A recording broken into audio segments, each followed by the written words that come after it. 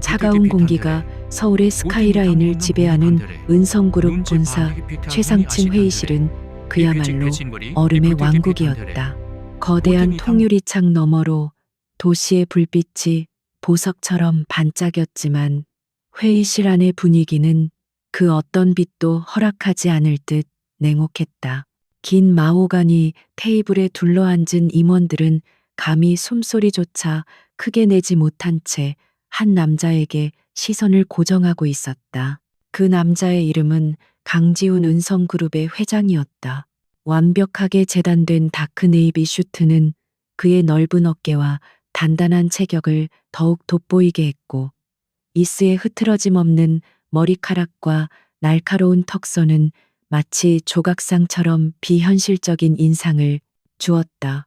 하지만 사람들을 압도하는 것은 그의 외모가 아니었다. 그것은 바로 그의 눈빛 모든 감정이 거세된 채 오직 냉철한 이성과 계산만이 번득이는 칠흑 같은 눈동자였다.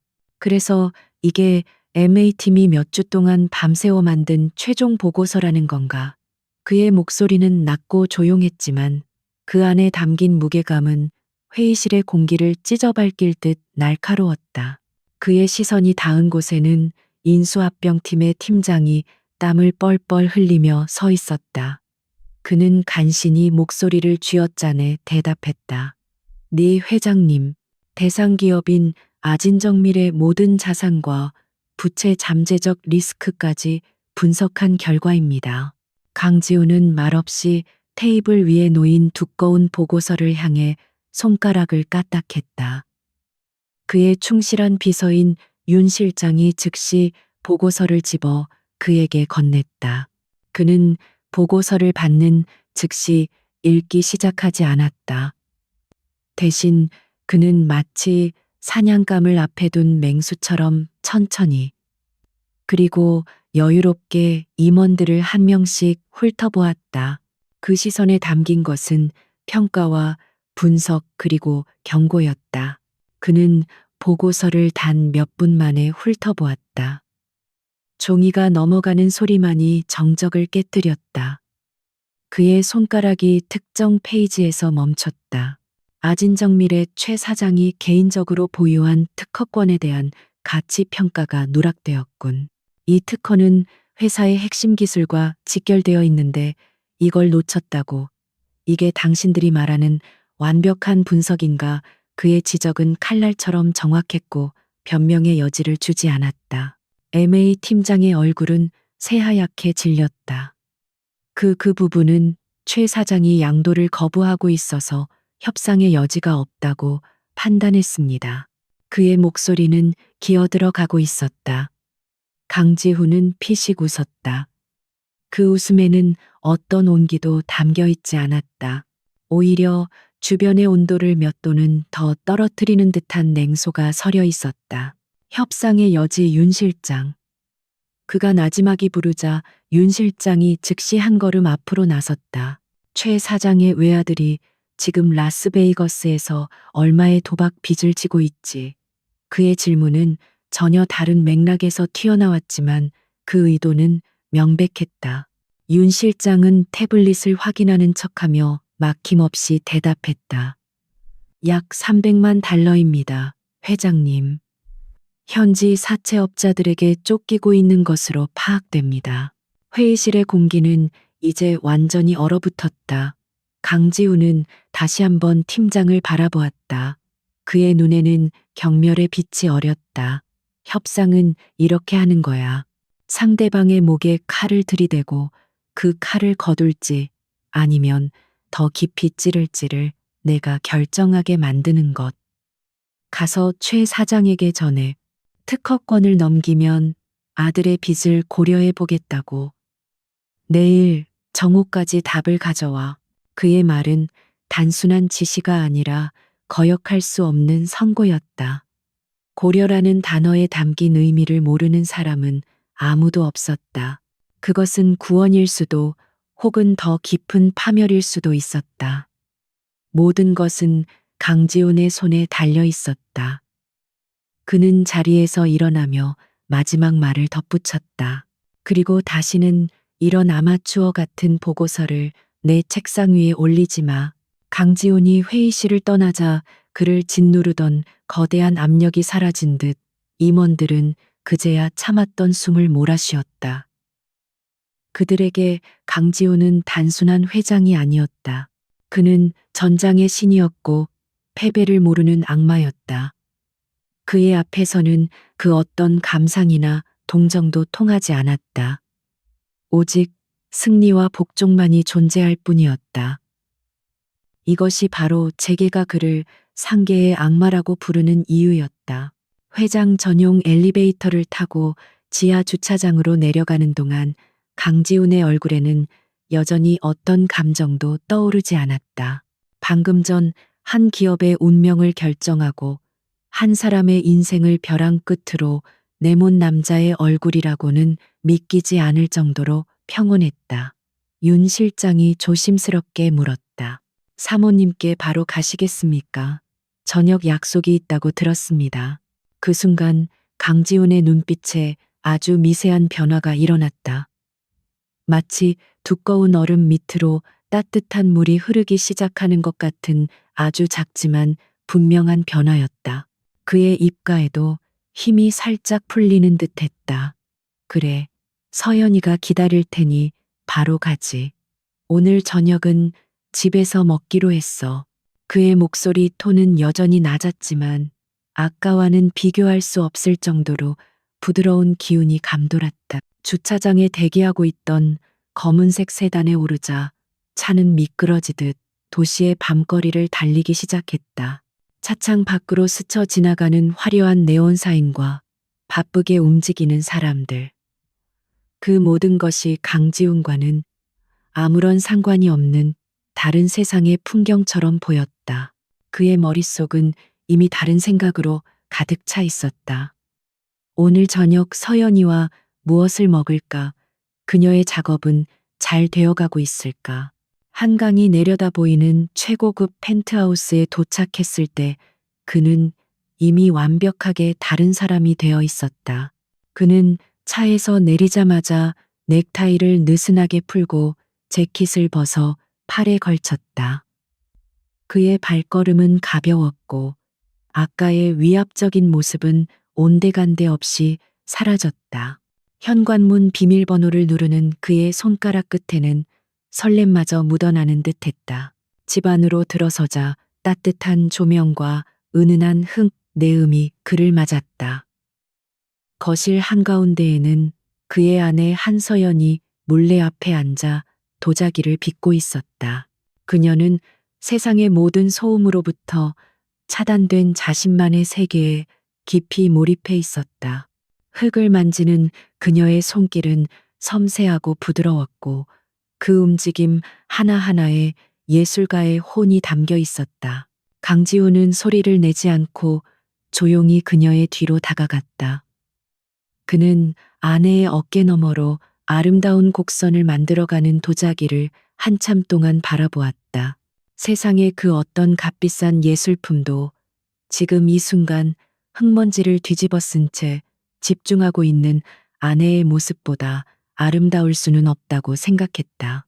그는 조심스럽게 허리를 숙여 그녀의 어깨에 턱을 괴고 나지막이 속삭였다. 나왔어, 서연아. 그의 목소리는 꿀처럼 달콤하고 다정했다. 회의실에서 임원들을 얼어붙게 만들었던 그 목소리라고는 상상조차 할 수 없었다. 한서연은 그제야 인기척을 느꼈는지 화들짝 놀라며 돌아보았다. 그녀의 얼굴에 흙이 잔뜩 묻어 있었지만 그녀의 미소는 세상 그 무엇보다 환했다. 어머, 언제 왔어요? 놀랐잖아요. 강지훈은 사랑스럽다는 듯이 웃으며 그녀의 볼에 묻은 흙을 손가락으로 부드럽게 닦아주었다. 우리 서연이 작품 활동에 방해될까봐 조용히 들어왔지. 오늘 저녁은 내가 하기로 했는데 아직도 이러고 있으면 어떡해. 그는 마치 어린아이를 타이르는 듯한 말투로 말했다. 회사에서는 상상도 할 수 없는 모습이었다. 서연은 장난스럽게 코를 찡긋하며 대답했다. 거의 다 됐어요. 이것만 마무리하고 배고파요. 그녀의 질문에 지우는 과장되게 고개를 끄덕이며 엄살을 부렸다. 응, 배고파서 쓰러질 것 같아. 오늘 회사에서 나쁜 늑대들한테 너무 시달렸거든. 우리 착한 아내가 맛있는 밥으로 나를 구해줘야 해. 그의 투정의 서연은 결국 웃음을 터뜨렸다. 이것이 강지훈의 두 번째 세계였다. 이곳에는 비정한 승부도 냉혹한 계산도 없었다. 오직 아내의 따뜻한 미소와 사랑만이 존재했다. 그는 기꺼이 아내 앞에서 어리광을 부리는 아이가 되었고 그녀의 작은 칭찬 한마디에 세상을 다 가진 듯 행복해했다. 사람들은 그가 왜 화려한 사교계의 여성들이나 정략 결혼 상대를 마다하고 평범한 도예가와 결혼했는지 이해하지 못했다. 하지만 그들 중 누구도 알지 못했다. 한서연이라는 존재가 강지훈에게 어떤 의미인지. 그녀는 그의 유일한 안식처이자 그가 지켜야 할 단 하나의 세계였다. 그녀 앞에서 그는 상계의 악마가 아닌 그저 사랑에 빠진 한 남자에 불과했다. 그는 서연이 이 더러운 세상의 추악함을 조금도 알지 못하기를 바랐다. 그래서 그는 두 개의 세계를 철저히 분리했다. 그날 저녁 두 사람은 나란히 앉아 소박하지만 정성 가득한 식사를 했다. 지우는 오늘 회사에서 있었던 일에 대해서는 한마디도 꺼내지 않았다. 대신 그는 서연의 도자기 이야기, 새로 구상 중인 작품에 대한 이야기를 진심으로 귀 기울여 들어주었다. 그는 그녀의 이야기에 맞장구를 쳐주고 때로는 아이처럼 감탄하며 그녀를 행복하게 만들어 주었다. 식사를 마친 후 지우는 설거지를 하겠다며 서연을 거실로 등 떠밀었다. 수백억짜리 계약을 결정하는 손으로 그는 능숙하게 그릇을 닦았다. 그 모습을 소파에 앉아 바라보던 서연은 문득 생각에 잠겼다. 그녀의 남편은 가끔 너무나 다른 사람처럼 느껴질 때가 있었다. 밖에서의 그가 어떤 모습인지 어렴풋이 짐작은 했지만 그녀 앞에서는 언제나 한없이 다정한 사람이었다. 바로 그때 거실 테이블 위에 놓여 있던 지훈의 휴대폰 화면이 잠시 켜졌다. 짧은 메시지 알림이었다. 서연은 무심코 그쪽으로 시선을 돌렸다. 발신인은 윤 실장이었다. 내용은 암호화되어 있었지만 태산그룹 최민혁 회장 동향주시라는 몇 개의 단어가 순간적으로 그녀의 눈에 들어왔다.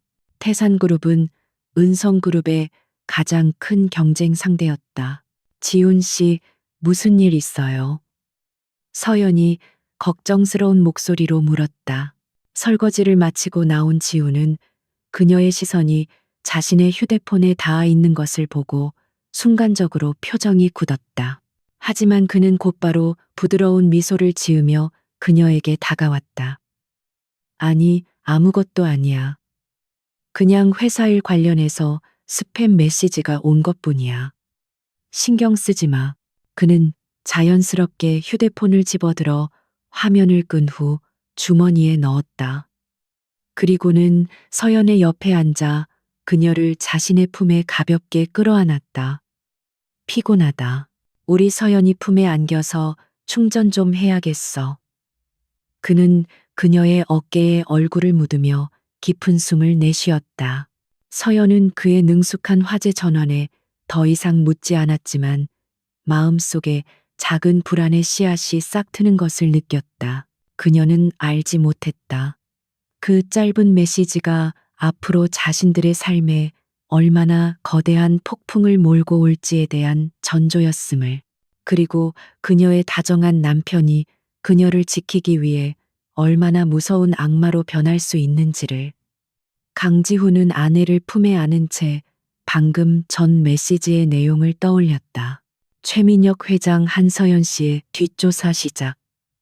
그의 눈빛이 순식간에 어둠 속에서 번뜩이는 칼날처럼 차갑게 가라앉았다. 태산그룹의 회장실은 강지훈의 사무실과는 정반대의 분위기를 자아냈다. 현대적이고 미니멀한 은성그룹과 달리 이곳은 중후하고 권위적인 고가구와 동양화들로 가득 차 있었다. 마치 낡은 시대의 왕조가 아직도 명맥을 유지하고 있는 듯한 착각을 불러일으켰다. 그 중심에는 이곳의 주인이자 살아있는 화석 최민혁 회장이 앉아 있었다. 그는 방금 전 보고를 마친 비서가 내온 짙은 보이차를 음미하며 창밖을 내다보고 있었다. 그의 늙은 얼굴에는 깊은 주름이 가득했지만 그 사이로 언뜻 비치는 눈빛만은 여전히 탐욕과 오만함으로 번뜩였다. 아진정밀 인수전에서의 패배는 그의 자존심에 지울 수 없는 상처를 남겼다. 감히 애송이라고 생각했던 강지훈에게 뒤통수를 맞은 것이다. 강지훈, 그 애송이가 감히 내 것을 넘봐. 그는 찻잔을 탁 소리나게 내려놓으며 으르렁거렸다. 비서는 조용히 고개를 숙였다. 조사해 본 결과 저희가 접근하기 전부터 이미 아진정밀 최 사장의 아들 문제에 대해 파악하고 있었던 것 같습니다. 정보전에서 완벽하게 졌습니다. 비서의 말에 최민혁의 얼굴이 더욱 흉포하게 일그러졌다. 그는 수십 년간 이 바닥에서 숱한 경쟁자들을 짓밟고 지금의 자리에 올랐다. 그는 언제나 약점을 파고들어 상대를 무너뜨리는데 능했다. 그런데 이번에는 자신이 똑같은 방식으로 당한 것이다. 약점이라, 그래, 그놈에게도 약점은 있겠지. 세상에 약점 없는 인간은 없어. 그는 혼잣말처럼 중얼거리며 책상 위에 놓인 서류 봉투를 집어들었다. 봉투 안에는 강지훈의 아내 한서연에 대한 신상 정보가 담겨 있었다. 평범한 집안 출신의 도예가, 화려한 배경도 야망도 없는 여자. 최민혁은 그녀의 사진을 보며 경멸 어린 미소를 지었다. 이런 계집에게 빠져서 상계의 악마라는 놈도 결국은 사내에 불과하군. 그는 비서를 향해 고갯짓을 했다. 너무 요란하지 않게 아주 부드럽게 경고만 해줘. 자신의 소중한 세계가 얼마나 쉽게 부서질 수 있는지 알려줘야지. 며칠 후 서울의 한적한 예술가 거리에 위치한 한서연의 도예 공방은 평화로움 그 자체였다. 커다란 창으로 쏟아져 들어오는 가을 햇살이 공방 안의 초벌구이, 도자기들을 따스하게 비추고 있었다. 공기 중에는 흙과 유약이 뒤섞인 독특하고 기분 좋은 냄새가 감돌았다. 서연은 자신이 가장 좋아하는 앞치마를 두르고 물레 앞에 앉아 있었다. 그녀는 곧 있을 전시회에 출품할 다랑아리를 빚는 중이었다. 그녀의 손길이 닿을 때마다 축축한 흙덩이는 생명을 얻은 듯 조금씩 형태를 갖추어 나갔다. 그녀에게 이 시간은 세상의 모든 근심을 잊게 해주는 명상의 순간과도 같았다. 남편이 짊어지고 있을 세상의 무게를 생각하면 가슴이 아팠지만 적어도 이 공간에서만큼은 온전히 자신만의 평화를 누릴 수 있었다. 그녀는 작업에 너무 깊이 몰두한 나머지 공방 구석에 있는 전기 가마에서 아주 희미한 스파크가 튀는 소리를 듣지 못했다. 처음에는 아주 작은 불꽃이었다. 낡은 전선 피복이 벗겨진 부분에서 시작된 스파크는 주변에 쌓여 있던 마른 걸레와 포장용 박스로 옮겨 붙었다. 누구도 눈치채지 못한 사이 불길은 조용히 그리고 빠르게 생명력을 키워나가고 있었다. 서연이 무언가 타는 냄새를 맡고 고개를 들었을 때는 이미 늦어 있었다. 가마 뒤편에서부터 시커먼 연기가 피어오르고 있었다. 어머, 그녀는 비명을 지르며 자리에서 일어났다. 놀란 그녀의 눈에 비친 것은 순식간에 공방 한쪽을 집어삼키는 주황색 불길이었다. 그녀는 황급히 소화기를 찾아들었지만 불길은 걷잡을 수 없이 번지고 있었다. 유독한 연기가 공방을 가득 채우기 시작했고 그녀는 기침을 하며 뒷걸음질 쳤다. 공방은 그녀의 모든 것이 담긴 공간이었다. 수년간의 노력이 담긴 작품들, 소중한 도구들. 하지만 이 순간 그녀가 할 수 있는 것은 아무것도 없었다. 마침 지나가던 행인이 연기를 보고 소리치며 119에 신고했다. 서연은 간신히 밖으로 뛰쳐나와 무너져 내리듯 주저앉아 기침을 쏟아냈다. 같은 시각 강지우는 또 다른 전쟁터에 있었다. 그는 은성그룹의 핵심 계열사 사장단 회의를 주재하며 다음 분기 전략에 대해 논의하고 있었다. 그의 카리스마와 냉철한 분석에 모두가 숨을 죽이고 집중하고 있었다. 바로 그때 그의 개인 휴대폰이 조용히 진동했다. 발신인은 내 사랑 서연이었다. 그는 회의 중에는 절대로 사적인 전화를 받지 않았다. 하지만 이상하게도 불길한 예감이 그의 심장을 쿵 내려앉게 만들었다. 그는 임원들에게 양해를 구하지도 않은 채 자리에서 일어나 회의실 밖으로 나갔다. 그의 갑작스러운 행동에 모두가 당황했지만 누구도 감히 이유를 묻지 못했다. 서연아, 무슨 일이야? 전화를 받자마자 그의 목소리는 평소의 다정함을 되찾았다. 하지만 수화기 너머로 들려온 것은 아내의 평온한 목소리가 아니었다. 울음과 기침이 뒤섞인 공포에 질린 아내의 목소리와 주변의 사이렌 소리가 그의 귀를 때렸다. 지훈 씨, 흐흑, 공방에 불이. 그 말을 듣는 순간 강지훈의 세상은 멈췄다. 그의 얼굴에서 모든 핏기가 사라지고 다정함은 온데간데 없이 사라진 채 얼음장 같은 냉기만이 남았다. 그는 아무 말 없이 회의실 문을 열고 윤 실장에게 단 한마디를 내뱉었다. 차 대기시켜. 그리고는 회의를 기다리던 사장단에게는 눈길 한번 주지 않은 채 엘리베이터로 향했다. 그의 등 뒤로 남겨진 임원들은 전례 없는 회장의 모습에 공포와 의문에 휩싸였다.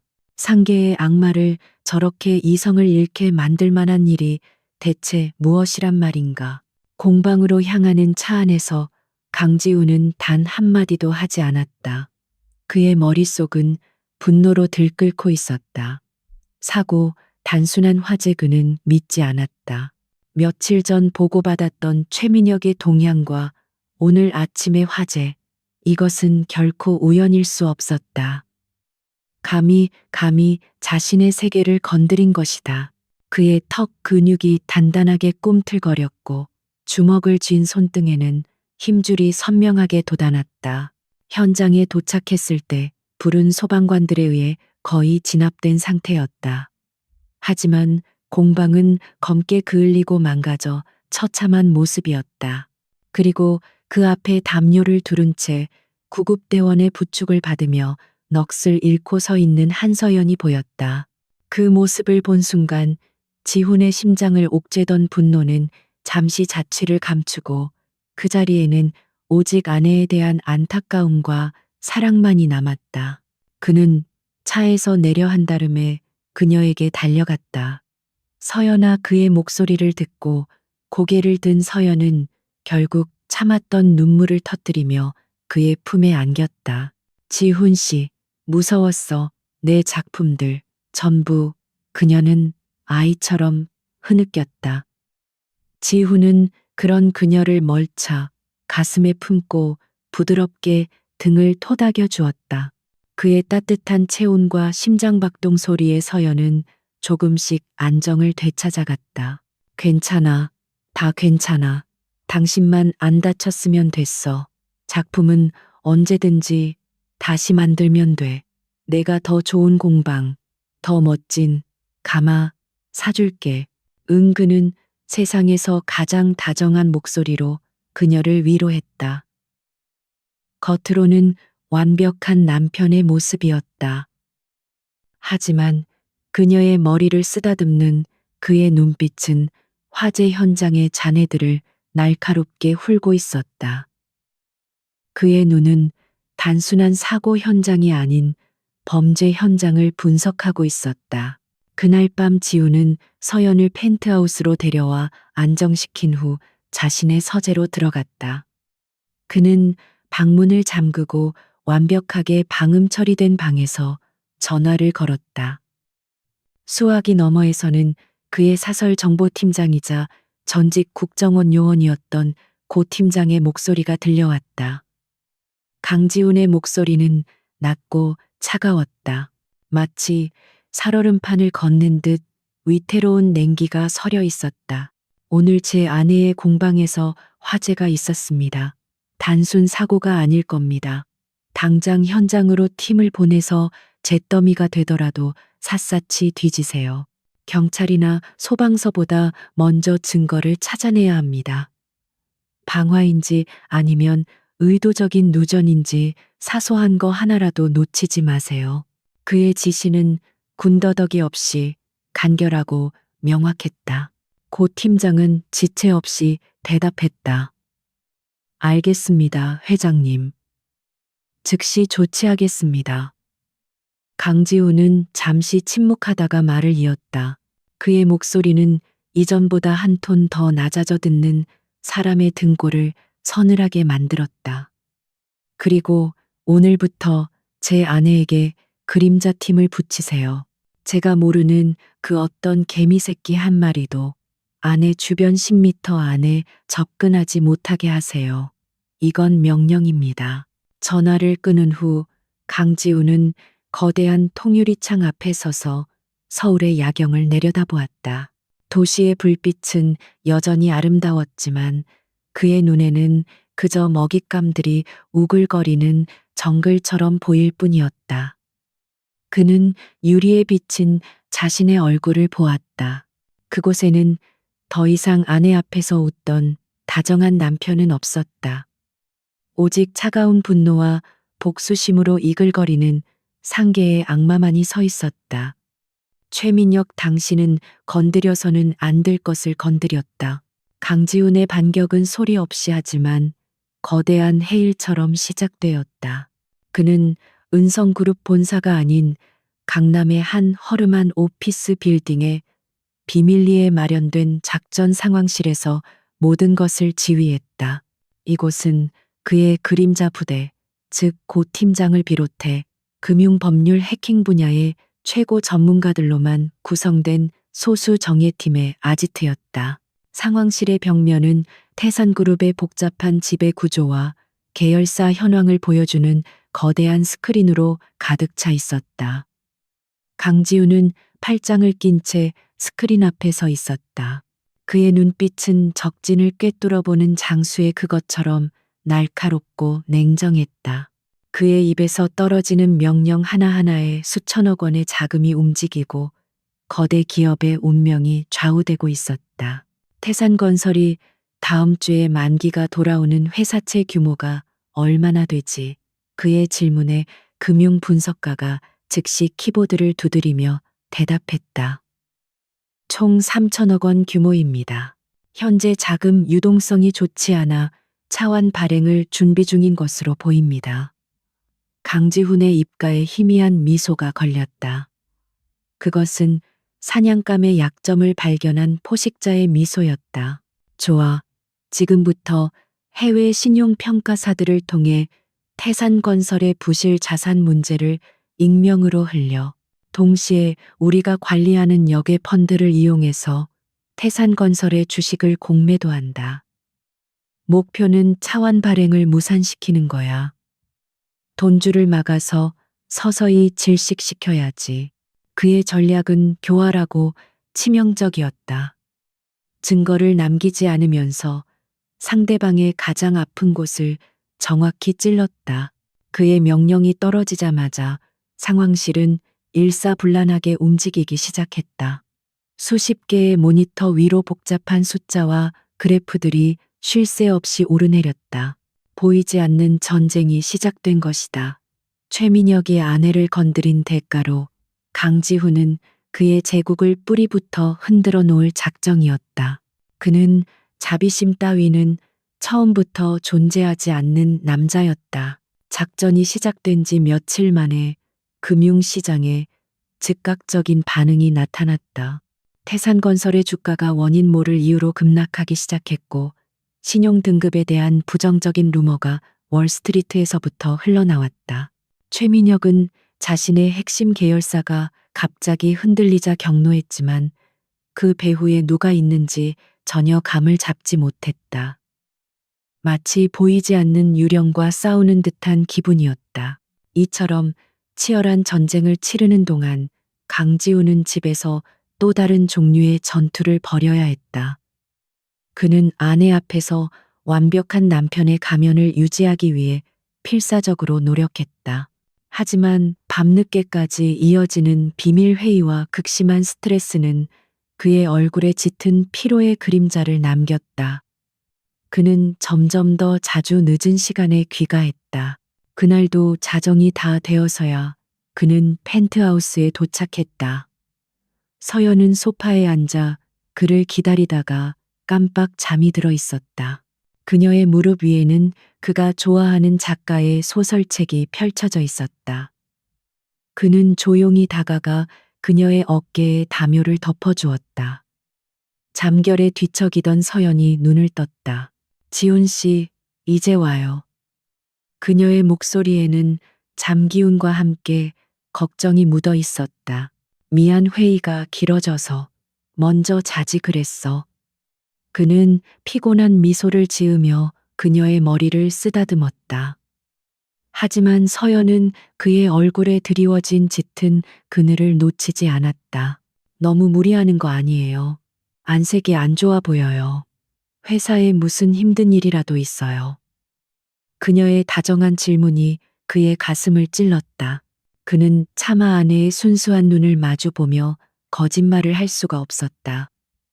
그는 고개를 돌리며 대답했다. 아니야, 그냥 신규 프로젝트 때문에 신경 쓸 일이 좀 많아서 그래.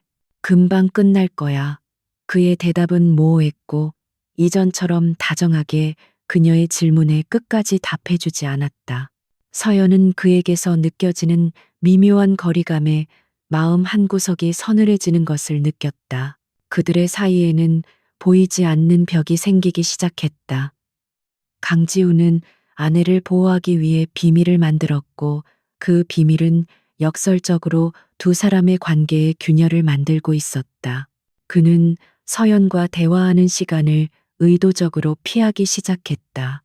그녀의 질문에 대답하다 보면 언젠가 진실의 꼬리가 잡힐까 두려웠기 때문이다. 그는 서재에서 밤을 새우는 날이 많아졌다. 서연의 의심은 날이 갈수록 커져만 갔다. 그녀는 바보가 아니었다. 언제나 자신을 최우선으로 생각하던 남편의 변화를 모를 리 없었다. 어느 날 아침 그녀는 그의 재킷 주머니에서 값비싼 프렌치 레스토랑의 영수증을 발견했다. 그들이 한 번도 가보지 않은 곳이었고 결제 시간은 새벽이시었다. 늦은 회의라는 그의 말이 거짓이었음을 직감했다. 그녀는 불안한 마음에 그의 서재를 청소하다가 우연히 잠금 해제된 그의 태블릿을 보게 되었다. 화면에는 수많은 숫자와 그래프 그리고 태산이라는 단어가 반복적으로 나타나 있었다. 그녀가 그것을 자세히 들여다보려는 순간 등 뒤에서 그의 차가운 목소리가 들려왔다. 지금 뭐 하는 거지? 그는 어느새 그녀의 뒤에 서 있었다. 서연은 화들짝 놀라며 태블릿에서 손을 뗐다. 그냥 청소하다가. 그녀는 변명을 하려 했지만 그의 싸늘한 눈빛 앞에서 말을 잇지 못했다. 그는 평소에 다정한 남편이 아니었다. 그의 눈에는 낯선 경계심과 냉정함이 서려 있었다. 그는 아무 말 없이 태블릿을 가져가 화면을 껐다. 내 물건에는 함부로 손대지 않았으면 좋겠는데. 그의 말은 비수처럼 그녀의 가슴에 밝혔다. 그날 저녁 집안의 공기는 무겁게 가라앉아 있었다. 두 사람은 식탁에 마주 앉았지만 아무 말도 하지 않았다. 서연은 결국 용기를 내어 입을 열었다. 지훈 씨, 우리 사이에 무슨 문제라도 있는 거예요. 당신 요즘 이상해요. 뭔가를 숨기고 있는 것 같아요. 그녀의 목소리는 떨리고 있었다. 그녀는 그의 입에서 나올 대답이 두려웠다. 강지호는 잠시 포크를 내려놓고 그녀를 바라보았다. 그의 마음은 복잡했다. 바로 오늘 오후 고 팀장에게서 공방 화재에 대한 중간 보고를 받았다. 현장에서 발견된 특수 촉진제와 전기 배선 장치는 전문적인 방화범의 소행임을 명백히 가리키고 있었다. 범인을 특정할 수는 없었지만 배우는 최민혁이 틀림없었다. 분노가 머리끝까지 치밀어 올랐다. 이런 상황에서 아내에게 어떻게 진실을 말할 수 있을까? 당신이 끔찍한 범죄의 표적이 되었고, 그래서 내가 지금 그 배우를 파멸시키기 위한 전쟁을 벌이고 있다고 어떻게 설명할 수 있을까? 그는 그녀를 이 더러운 진실로부터 지켜내야만 했다. 그러기 위해서는 거짓말을 할 수밖에 없었다. 그것이 지금 그가 아내를 사랑하는 방식이었다. 그는 애써 부드러운 표정을 지으며 그녀의 손을 잡았다. 서연아, 미안해. 내가 너무 예민했지. 사실은 회사에서 극비리에 진행하는 대규모 인수합병 건이 있어. 경쟁이 너무 치열해서 보안 문제 때문에 당신에게도 자세히 말해주지 못했어. 그것 때문에 스트레스가 심해서 그랬나 봐. 조금만 이해해줘. 이 일만 끝나면 다시 예전으로 돌아갈게. 약속해. 그의 거짓말은 너무나 그럴듯했다. 그의 눈빛은 진심으로 가득 차 보였고, 목소리에는 미안함이 묻어 있었다. 서연은 그의 말을 믿고 싶었다. 하지만 마음 깊은 곳의 불안감은 완전히 사라지지 않았다. 그녀는 그저 힘없이 고개를 끄덕일 뿐이었다. 그들의 사이를 가로막은 벽은 허물어지지 않았다. 오히려 더 두껍고 단단해진 느낌이었다. 그날 밤 강지우는 잠든 아내의 얼굴을 한참 동안 내려다보았다.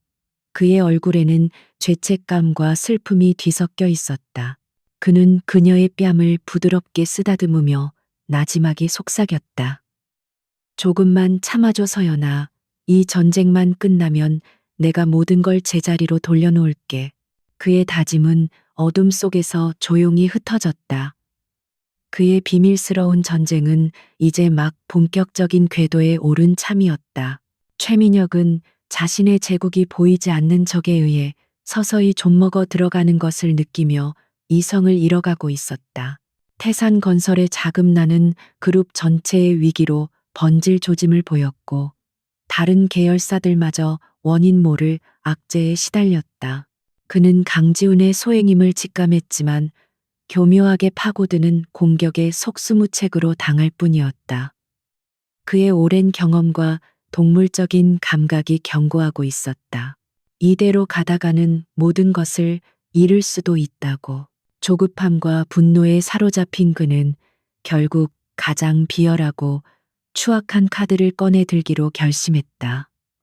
그는 더 이상 금융게임 같은 고상한 방식으로 싸우지 않기로 했다. 강지훈 그놈의 아킬레스건은 결국 그 계집이야. 돈으로 안 되면 명예를 짓밟아 버리면 돼.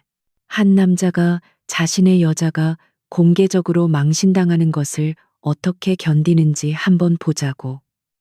그는 자신의 수하에게 추악한 미소를 지으며 명령을 내렸다. 며칠 뒤 한서연은 화재의 상처를 조금씩 회복하며 새로운 공방 자리를 알아보고 있었다. 그녀는 남편의 도움을 거절하고 자신의 힘으로 다시 일어서고 싶었다. 비록 아픔은 컸지만 이번 일을 계기로 더욱 단단한 예술가가 되리라 다짐했다. 그녀가 막 새로운 작업에 대한 구상을 스케치하던 그때 그녀의 휴대폰이 미친 듯이 울리기 시작했다. 처음에는 친구들의 걱정스러운 메시지였다. 그리고 곧이어 수십 수백 개의 알림이 쏟아졌다. 영문을 모른 채 그녀가 확인한 것은 한 악명 높은 인터넷 연애 매체의 올라온 기사였다. 유명 재벌 K 회장 아내 HC 중금속 범벅 유해 도자기로 폭리 의혹이라는 자극적인 제목의 기사였다. 기사의 내용은 충격적이었다. 익명의 전 수강생의 증언을 빌려 한서연이 값싼 중국산 저급 유약을 사용했으며 그녀의 작품에서 기준치를 초과하는 납과 카드뮴이 검출되었다는 허무맹랑한 이야기였다. 기사에는 그럴듯하게 조작된 성분 분석표까지 첨부되어 있었다. 그것은 그녀의 예술가로서의 삶과 영혼에 대한 완벽한 사형 선고였다. 서연의 세상이 무너져 내렸다.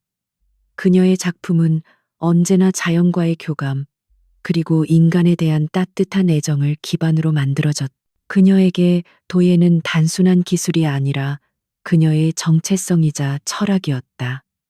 그런데 이제 세상은 그녀를 사람들의 건강을 위협하는 사기꾼으로 몰아가고 있었다. 기사는 순식간에 소셜미디어를 통해 퍼져나갔고 그녀의 개인 SNS 계정은 온갖 악성 댓글로 뒤덮였다. 돈에 눈이 멀어서 양심도 팔았네. 재벌가 며느리라는 사람이 저렇게 추악할 줄이야. 당장 작품들 다 수거해서 폐기해라. 근거 없는 비난과 저주가 화살이 되어 그녀의 심장에 밝혔다. 설상가상으로 기자들이 냄새를 맡고 그들의 펜트하우스 앞으로 몰려들기 시작했다. 그녀는 순식간에 세상에서 가장 안전했던 자신의 집안에 고립된 죄수가 되어버렸다. 같은 시각 강지훈은 비밀 상황실에서 태산그룹의 또 다른 약점을 향한 2차 공격을 준비하고 있었다. 바로 그때 스크린 한쪽에 고 팀장이 띄운 인터넷 기사가 그의 눈에 들어왔다. 기사의 제목을 읽는 순간 강지훈의 주변 공기가 급속도로 얼어붙었다. 상황실 안의 모든 팀원들은 본능적으로 숨을 죽였다. 그의 분노는 폭발하는 화산이 아니었다. 오히려 모든 것을 집어삼키는 블랙홀에 가까웠다. 그의 얼굴에서는 모든 감정이 사라졌고 눈동자는 칠흑 같은 어둠으로 변했다. 그는 소리 없이 하지만 방 안의 모든 사람을 공포에 떨게 만드는 위압감을 뿜어냈다. 그는 키보드를 향해 손을 뻗어 직접 기사와 관련 내용들을 확인했다. 몇 분간의 정적이 흐른 후 그가 입을 열었다. 그의 목소리는 얼음 조각처럼 차갑고 날카로웠다. 홍보팀, 법무팀, 지금 당장 이 기사를 게재한 모든 언론사와 블로그를 상대로 명예훼손 및 허위사실 유포로 소송을 걸어. 손해배상액은 천문학적인 금액으로 청구해. 단 하나의 예외도 두지 마. 그의 말은 질문이나 제안이 아닌 집행만을 남겨둔 판결이었다. 그는 고개를 돌려고 팀장을 바라보았다. 최초 유포자를 찾아 기사를 쓴 기자, 제보를 했다는 익명의 수강생, 그 뒤에 숨어있는 놈들까지 전부 무슨 수를 써서라도 그들의 이름을 내 책상 위에 올려놔. 그의 말에는 살기마저 서려 있었다. 더 이상 비즈니스 게임이 아니었다. 이것은 피를 부르는 전쟁이었다. 그는 즉시 자리에서 일어나 집으로 향했다. 펜트하우스에 도착했을 때 집은 불이 꺼진 채 정막에 잠겨 있었다. 그는 침실에서 이불을 뒤집어 쓴 채 작게 몸을 떨고 있는 서연을 발견했다. 그녀는 그의 인기척에도 아무런 반응을 보이지 않았다. 그는 조심스럽게 그녀의 곁에 앉아 이불 위로 등을 토닥였다. 서연아, 나왔어. 그의 목소리를 듣고서야 그녀가 천천히 고개를 들었다. 눈물로 범벅이 된 그녀의 얼굴은 절망 그 자체였다. 그녀를 보는 순간 그의 심장은 갈갈이 찢어지는 듯한 고통을 느꼈다. 그는 그녀를 자신의 품으로 끌어안았다. 다 봤어. 전부 거짓말이야. 내가 다 해결할게. 아무 걱정하지 마. 그는 그녀를 안심시키기 위해 최선을 다해 부드러운 목소리로 속삭였다. 하지만 그의 내면을 지배하고 있는 차가운 분노를 완벽하게 숨길 수는 없었다. 그가 아내를 위로하며 무심코 내뱉은 말에는 그의 본성이 묻어나왔다. 걱정 마, 서연아. 내가 약속할게. 이따위 짓을 한 놈들은 자신이 태어난 것 자체를 후회하게 만들어줄 테니. 그 말은 아내를 지키겠다는 굳은 맹세였지만 그 안에 담긴 섬뜩한 무자비함은 숨겨지지 않았다. 그 순간 서연은 그의 품 안에서 몸을 살짝 떨었다. 그녀는 고개를 들어 남편을 바라보았다. 그의 눈빛은 다정했지만 그 깊은 곳에서는 그녀가 한 번도 본 적 없는 어둡고 차가운 불꽃이 타오르고 있었다. 그녀는 그의 말에서 위안이 아닌 알 수 없는 공포를 느꼈다. 지훈 씨, 어떻게 그렇게 무서운 말을 해요? 그녀의 목소리에는 실망과 두려움이 섞여 있었다. 그녀가 사랑한 남자는 비록 차가운 면이 있더라도 결코 다른 사람의 불행을 바라는 사람은 아니었다. 하지만 지금 그녀의 눈앞에 있는 남자는 낯설었다. 자신을 위로하는 그의 모습, 위로 적을 향해 자비 없는 복수를 다짐하는 냉혹한 지배자의 모습이 겹쳐 보였다. 당신 대체 누구예요? 그녀의 속삭임은 강지훈의 심장에 비수처럼 꽂혔다. 그들의 신뢰에 선명한 균열이 생기는 순간이었다. 그는 모든 것을 털어놓고 싶었다. 당신을 지키기 위해서라고. 이 모든 것이 당신을 향한 공격에 대한 나의 대항이라고 말하고 싶었다. 하지만 그 진실은 그녀를 더 큰 위험과 충격에 빠뜨릴 뿐이었다. 그는 아무 말도 할 수 없었다. 그저 아내를 아프게 바라볼 뿐이었다. 그의 침묵은 서연에게 더 큰 오해와 상처를 남겼다. 그녀는 그의 품에서 천천히 빠져나와 몸을 돌렸다. 두 사람 사이에는 그 어떤 말로도 채울 수 없는 깊고 차가운 침묵이 흘렀다.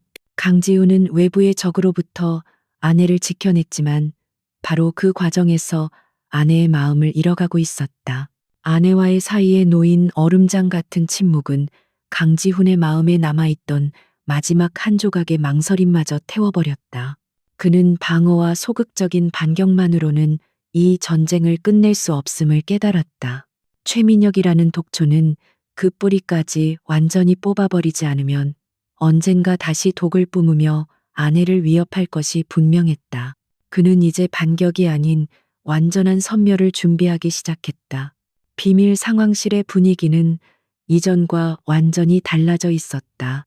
벽면을 가득 채웠던 태산그룹의 재무제표와 주가 그래프는 사라지고 그 자리에는 최민혁 개인을 중심으로 한 거대한 관계도가 그려져 있었다. 그의 가족 측근, 정관계 인맥, 그리고 과거의 행적들이 거미줄처럼 얽혀 있었다. 강지우는 그의 팀원들 앞에서 선언했다. 지금부터 우리의 목표는 태산그룹의 와해가 아니다. 최민혁이라는 인간의 완전한 사회적 말살이다. 그의 목소리에는 어떤 감정도 실려 있지 않았지만 그 안에 담긴 결의는 강철처럼 단단했다. 팀원들은 그의 선언에 조용히 고개를 끄덕였다. 그들은 더 이상 금융 전문가나 분석가가 아니었다. 그들은 사냥감을 추적하는 사냥꾼이 되어 있었다. 강지우는 고 팀장에게 명령했다. 최민혁의 지난 30년간의 모든 것을 파헤쳐. 그가 저지른 모든 불법 비리, 약점들을 하나도 빠짐없이 찾아내. 먼지 한 톨까지 털어서 가져와. 그의 명령과 함께 인류가 사용할 수 있는 거의 모든 정보 수집 기술이 동원되었다. 최고의 화이트 해커들은 태산그룹의 낡은 서버와 최민혁의 주변 인물들의 디지털 기록을 샅샅이 뒤졌다. 전직 국정원 요원들로 구성된 현장팀은 그의 과거를 아는 인물들을 찾아다니며 정보를 수집했다. 그것은 시간을 거슬러 올라가 한 인간의 죄악을 재구성하는 거대한 작업이었다. 그 시간 동안 펜트하우스는 고요한 감옥과도 같았다. 서연은 더 이상 그에게 말을 걸지 않았다. 그녀는 낮에는 갤러리를 돌아다니거나 친구들을 만났고 밤에는 자신의 방에서 나오지 않았다.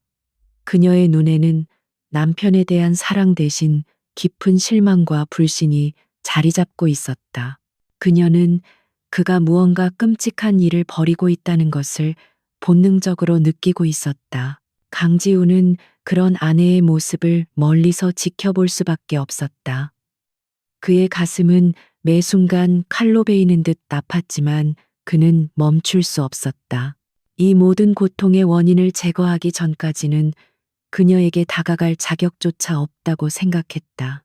그는 매일 밤늦게 집에 들어와 잠든 그녀를 위해 따뜻한 수프 한 그릇을 식탁 위에 놓아두고 서재로 향했다. 그것이 그가 할 수 있는 유일한 사랑의 표현이었다. 조사는 쉽지 않았다. 최민혁은 수십 년간 권력의 정점에서 군림해온 늙은 여우였다. 그는 자신의 흔적을 지우는데 이골이 난 인물이었다.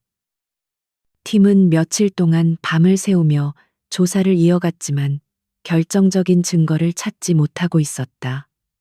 모두가 지쳐갈 무렵 해킹팀에서 첫 번째 실마리를 찾아냈다. 십수년 전 폐업한 페이퍼 컴퍼니의 낡은 서버에서 삭제된 회계장부 파일을 복원해낸 것이다. 장부에는 막대한 규모의 비자금 흐름이 기록되어 있었다. 수많은 정치인의 이름이 차명으로 등장했고, 자금의 최종 종착지는 스위스 비밀 계좌로 연결되어 있었다. 그것은 최민혁이 정계를 주무르기 위해 사용했던 검은 돈의 흔적이자 그의 제국을 지탱해온 기둥이었다. 강지훈은 장부를 보자마자 이것이 모든 것을 뒤엎을 수 있는 판도라의 상자임을 직감했다. 이 장부의 입출금 내역을 관리했던 책임자를 찾아 살아있다면 이 세상 어디에 있든 반드시 찾아내. 강지훈의 명령에 고 팀장의 팀이 다시 한번 움직였다. 며칠간의 끈질긴 추적 끝에 그들은 핵심 인물을 특정해냈다. 최민혁의 금고지기 역할을 하다가 배신당하고 해외로 도피해 신분을 바꾼 채 살고 있는 박전무였다. 그는 모든 비밀을 알고 있는 유일한 증인이었다. 이제 강지훈은 위험한 도박을 해야만 했다. 박전무에게 접근하는 순간 최민혁의 귀에 들어갈 위험이 있었다. 그렇게 되면 모든 계획이 수포로 돌아갈 수도 있었다. 하지만 이 증거 없이는 최민혁을 완벽하게 무너뜨릴 수 없었다. 그는 고민 끝에 직접 움직이기로 결심했다. 이 위험한 도박은 자신이 직접 감당해야 할 몫이라고 생각했다. 그는 서연에게는 급한 해외 출장이라는 짧은 메모만 남긴 채 개인 전용기를 타고 박 전무가 숨어 있는 마카오로 향했다. 그는 위조된 신분과 여권을 사용했다. 그의 움직임은 철저히 비밀리에 이루어졌다. 며칠 후 그는 마카오의 한 허름한 호텔방에서 마침내 박 전무와 마주 앉았다. 박 전무는 수배자처럼 겁에 질린 채 경계심을 풀지 않았다. 강지우는 그를 위협하지 않았다. 대신 그는 박 전무가 배신당했을 당시의 자료와 최민혁이 그의 가족들을 어떻게 감시하고 있는지를 보여주었다. 그리고 그가 복원해낸 비자금 장부의 일부를 테이블 위에 올려놓았다. 저는 당신을 해치러 온 게 아닙니다. 당신과 내가 공동의 적을 가지고 있다는 걸 알려주러 왔을 뿐입니다. 저와 손을 잡고 최민혁을 무너뜨립시다. 그는 박 전무에게 완벽한 신분 세탁과 새로운 삶, 그리고 천문학적인 보상금을 약속했다. 하지만 박 전무의 마음을 움직인 것은 돈이 아니었다. 그것은 바로 강지훈의 눈빛에 담긴 확신과 최민혁에 대한 뿌리 깊은 증오심이었다. 그는 마침내 결심한 듯 떨리는 손으로 자신의 침대 밑에서 작은 외장 하드 드라이브 하나를 꺼내왔다. 여기 최 회장의 모든 것이 담겨 있습니다. 그 안에는 지난 20년간 최민혁이 저지른 모든 불법 행위의 증거가 담겨 있었다.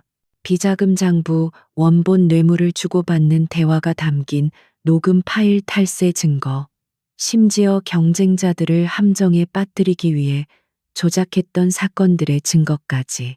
그것은 그야말로 결정적인 한 수였다. 서울로 돌아오는 전용기 안에서 강지우는 손에 든 하드 드라이브를 내려다보았다. 길고 길었던 사냥이 끝난 것이다.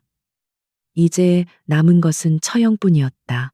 그의 얼굴에는 승리의 기쁨 대신 차갑고 비정한 결의만이 가득했다. 그는 창밖에 짙은 어둠을 바라보며 조용히 다짐했다. 최민혁, 당신이 나의 세상을 위협한 대가가 얼마나 끔찍한 것인지 곧 알게 될 것이다. 강지훈이 서울로 돌아온 다음 날 아침, 대한민국은 발칵 뒤집혔다. 그의 비밀 상황실에서 마지막 실행 명령이 떨어지자 최민혁의 죄악이 담긴 판도라의 상자가 세상에 열렸다. 익명의 제보자로부터 전달된 데이터는 대한민국 최고의 탐사보도, 전문 매체와 대검찰청 그리고 금융감독원에 동시에 뿌려졌다. 그 파급력은 즉각적이고 파괴적이었다. 아침 뉴스 속보가 정규 방송을 중단시키며 첫 번째 기사를 터뜨렸다. 속보 태산그룹 수조원대 비자금 조성 의혹다. 정관계 로비, 명단 포함. 그 기사를 시작으로 본물 터지듯 후속 보도들이 쏟아져 나왔다. 최민혁이 어떻게 경쟁사들을 불법적으로 탄압했는지, 어떻게 국회의원과 고위 관료들을 돈으로 매수했는지, 그 추악한 진실이 적나라하게 드러났다. 시장은 즉각적으로 반응했다. 개장과 동시에 태산그룹 계열사의 모든 주식은 하한가로 추락했다. 수십 년간 쌓아 올린 거대한 제국이 단 몇 시간 만에 모래성처럼 허물어지고 있었다. 오후가 되자 검찰은 최민혁 회장에 대한 긴급 체포 영장을 발부하고 그의 자택과 태산그룹 본사를 압수수색했다. 텔레비전 화면에는 기자들에게 둘러싸여 검찰청으로 향하는 최민혁의 모습이 생중계되고 있었다. 어제까지만 해도 세상을 호령하던 노회한 제왕의 얼굴에는 당혹감과 분노 그리고 희미한 공포가 서려 있었다. 그는 기자들의 질문에 아무런 대답도 하지 못한 채 초라한 모습으로 포토라인에 섰다. 강지훈이 시작한 사냥의 마지막 장면이었다. 그 시간 한서연은 집안의 숨막히는 침묵을 견디지 못하고 조용한 갤러리를 찾았다. 그녀는 남편과 관련된 그 어떤 뉴스도 보지 않으려고 했었다. 하지만 그녀가 어디에 있든 주변 사람들의 수군거림과 스마트폰 화면에 떠오르는 태산그룹의 소식은 피할 수 없었다. 그녀는 이 모든 혼란이 자신의 남편과 관련이 있음을 직감하고 있었다. 갤러리를 나와 단골 카페에 앉아 있을 때 그녀의 휴대폰으로 낯선 번호의 전화가 걸려왔다.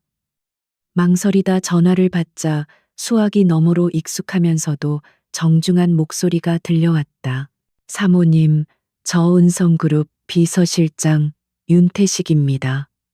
윤 실장이었다. 회장님의 지시가 있었습니다. 잠시 뵙고 전달해 드릴 말씀이 있습니다. 그의 목소리는 단호했다. 서연은 불안한 마음으로 그가 말한 호텔 카페의 조용한 룸으로 향했다. 그곳에서 그녀를 기다리고 있던 윤 실장은 평소처럼 깍듯하게 인사한 후 그녀의 앞에 태블릿 PC 하나를 내려놓았다. 회장님께서는 사모님께서 모든 것을 아셔야 한다고 말씀하셨습니다. 그는 태블릿의 파일을 열어 그녀에게 보여주었다. 화면에는 최민혁의 비리 기사가 아닌 전혀 다른 내용이 담겨 있었다. 그것은 고 팀장의 팀이 작성한 한서연 씨 신변 위협 관련 중간 보고서였다.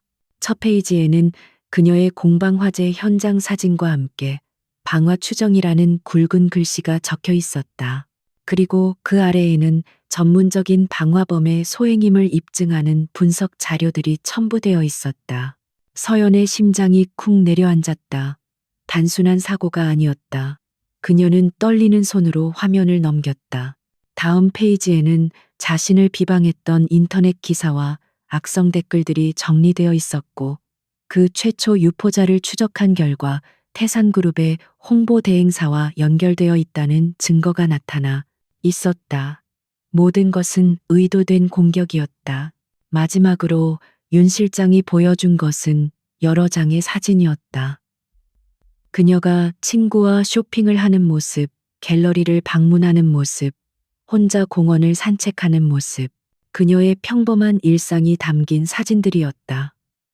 하지만 자세히 보니 사진 속 그녀의 주변에는 항상 눈에 띄지 않는 경호원들이 그림자처럼 그녀를 지키고 있었다. 그녀는 전혀 눈치채지 못했던 자신만의 수호천사들이었다. 그제야 서연은 모든 것을 깨달았다.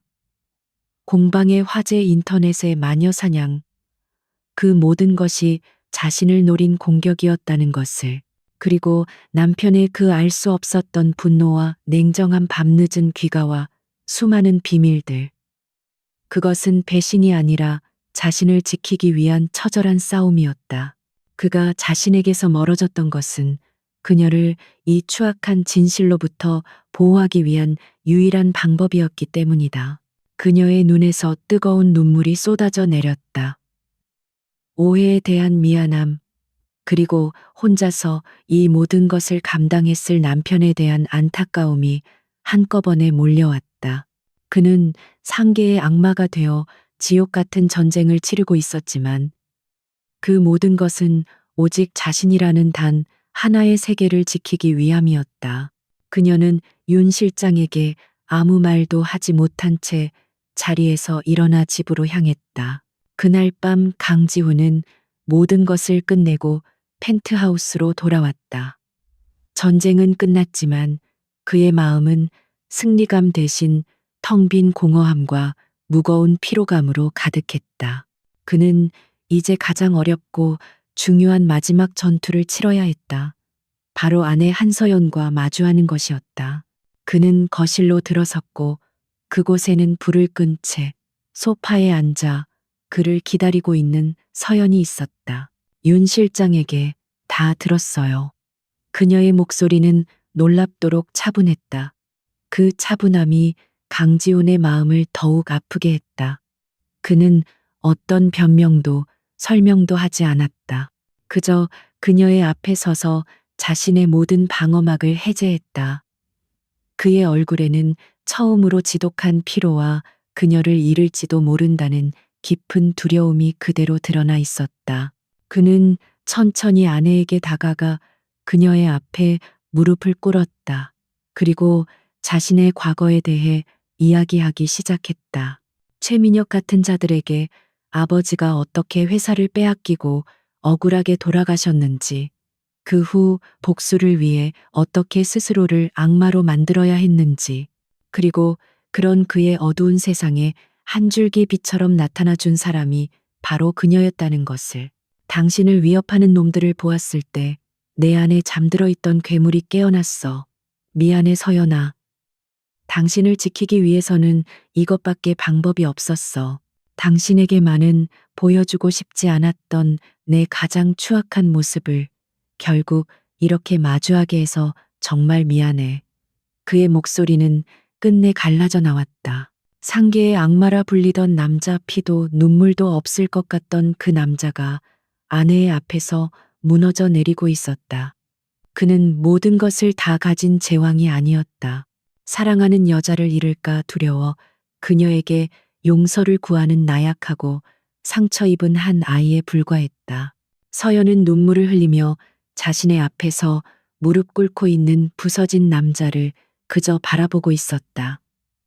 모든 진실이 마침내 그들 사이에 놓여 있었다. 서연은 무릎 꿇고 있는 남편을 향해 천천히 손을 뻗었다. 그녀의 손가락이 그의 뺨에 닿았을 때 그는 마치 심판을 기다리는 죄인처럼 가늘게 몸을 떨었다. 하지만 그녀의 손길에는 어떤 비난이나 질책도 담겨 있지 않았다. 오히려 그의 상처를 보듬는 듯한 따뜻한 온기가 전해져 왔다. 그녀는 눈물을 흘리며 그의 얼굴을 감싸 안고 그의 이마에 자신의 이마를 맞대었다. 바보, 왜 혼자 다 짊어지려고 했어요? 왜 나한테는 아무 말도 안 했어요? 그녀의 목소리는 원망이 아닌 깊은 슬픔과 안타까움으로 가득 차 있었다. 그녀는 그가 짊어져야 했던 고독한 싸움의 무게를 이제야 비로소 실감했다. 내가 당신의 아내잖아요. 기쁠 때만 함께하는 게 부부가 아니에요. 힘들고 아플 때 서로의 가장 추한 모습을 보게 되더라도 끝까지 곁을 지켜주는 게 진짜 가족이잖아요. 그녀의 말에 강지우는 마침내 참았던 감정을 터뜨렸다. 그는 어린아이처럼 그녀의 품에 얼굴을 묻고 소리 없이 울었다. 수십 년간 겹겹이 쌓아 올렸던 강철 갑옷이 그녀의 따뜻한 이해와 사랑 앞에서 완전히 녹아내리는 순간이었다. 그는 더 이상 상계의 악마도 복수심에 불타는 괴물도 아니었다. 그는 그저 사랑하는 아내의 품에서 위로받고 싶었던 평범한 한 남자였다. 그날 밤 그들은 아주 오랜 시간 동안 서로를 끌어안고 있었다. 어떤 화려한 말도 필요 없었다. 그들은 침묵 속에서 서로의 상처를 보듬고 눈물로 서로의 영혼을 씻어내렸다. 수많은 오해와 불신으로 얼어붙었던 그들의 관계는 마침내 진실이라는 따뜻한 햇살 아래에서 다시 녹아내리기 시작했다. 오히려 이전보다 더욱 단단하고 깊은 신뢰로 서로를 묶어주고 있었다. 몇 주 후 서울에는 가을이 완연했다.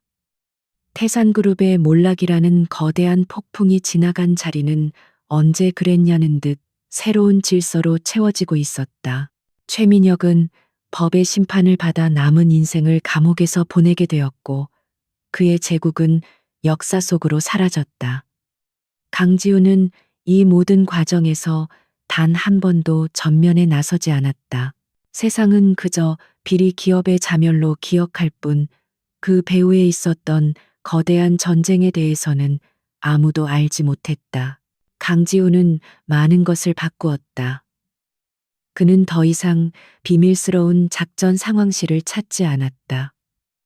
대신 그는 매일 저녁 정시에 퇴근해 아내와 함께 저녁 식사를 했다.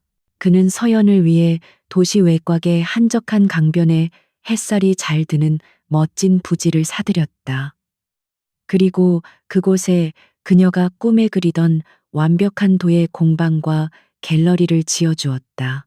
새로운 공방이 문을 여는 날, 그들은 소박한 파티를 열었다. 서연은 자신이 직접 빚은 아름다운 찻잔에 향긋한 차를 담아 남편에게 건넸다. 강지우는 그 찻잔을 조심스럽게 받아들고는 마치 세상에서 가장 귀한 보물을 다루듯 소중하게 어루만졌다. 그는 아내를 바라보며 부드럽게 미소 지었다.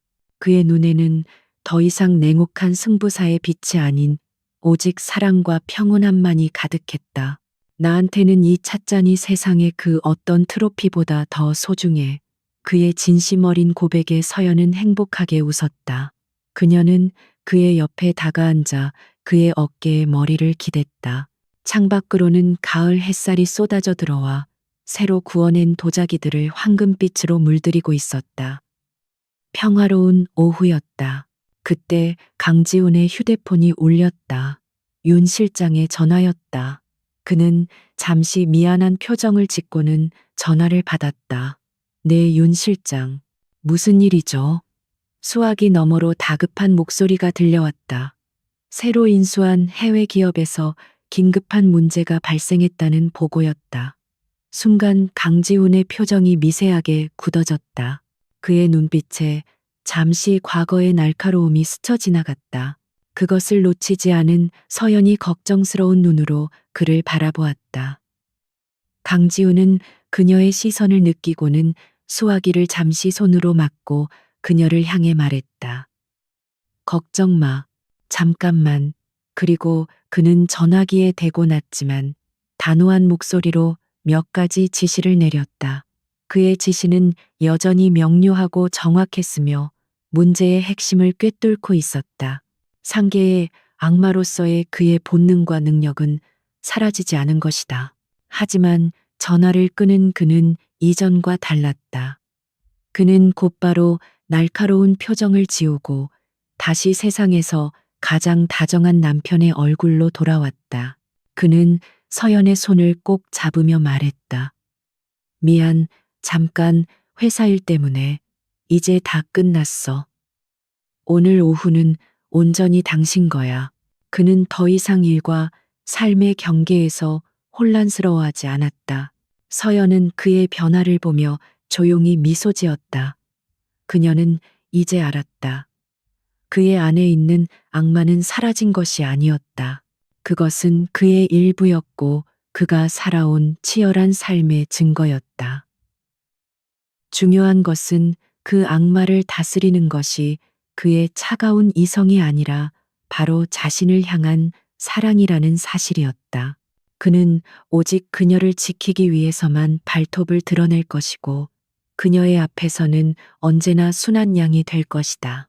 그는 밖에서는 여전히 세상의 모든 것을 가질 수 있는 냉혹한 악마일지 모른다. 하지만 이곳 안에의 따스한 온기가 가득한 이 공방 안에서 그는 언제까지나 서툴고 어리광 부리고 싶은 사랑에 빠진 한 아이일 뿐이었다. 그리고 서연은 그런 그의 모든 모습을 끌어안아 줄 유일한 사람이었다. 폭풍이 지나간 후 그들은 비로소 서로의 세상에서 완벽한 평온을 찾은 것이다. 두 사람은 서로를 마주보며 세상에서 가장 행복한 미소를 지었다.